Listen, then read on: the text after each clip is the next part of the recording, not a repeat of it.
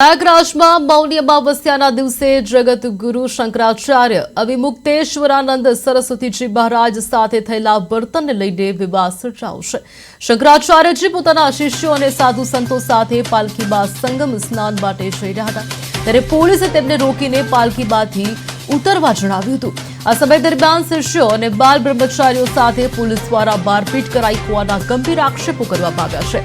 આ ઉપરાંત શંકરાચાર્યજીની પાલખીને ધક્કા મારી સ્નાન માટે જતા અટકાવાયા હોવાનો દાવો કરવામાં આવ્યો છે।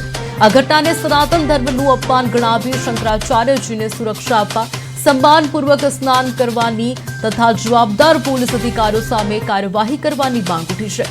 આ મામલે સમગ્ર દેશમાં વિરોધની ચેતવણી પણ આપવામાં આવી છે, ત્યારે ગાંધીનગર કલેક્ટરે આવેદનપત્ર આપીને રજૂઆત કરવામાં આવી હતી।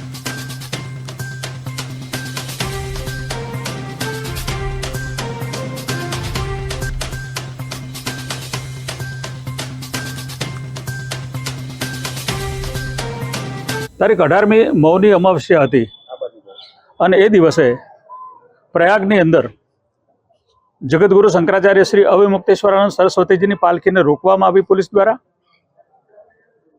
જે નાના સંતો હતા, બ્રહ્મચારીઓ હતા, એમની ચોટલી પકડી ઘસડતા ઘસડતા પોલીસ સ્ટેશન લઈ ગયા। યુવાન સંતો હતા, એમના કપડાં ઉતારી અને દંડથી એમને ફટકારવામાં આવ્યા। જે વૃદ્ધ સંતો હતા એમને નીચે પાડી દઈ છાતી ઉપર લાતો મારવામાં આવી। આ બધું સનાતન ધર્મનું અપમાન છે। અવિમુક્તેશ્વરાનંદ સરસ્વતીજી મહારાજ શંકરાચાર્ય છે, એમની પાસેથી સાબિતીઓ માગવામાં આવી। શંકરાચાર્ય ભગવાનની એટલી જ વાત હતી, મારી પાલખી પાર્કિંગની અંદર જવા દો, ત્યાં હું ઉતરીને સાથે જ આવું છું। પણ પોલીસ 1 મિનિટ માટેની પણ ધૈર્ય રાખવા માટે તૈયારી નહોતી।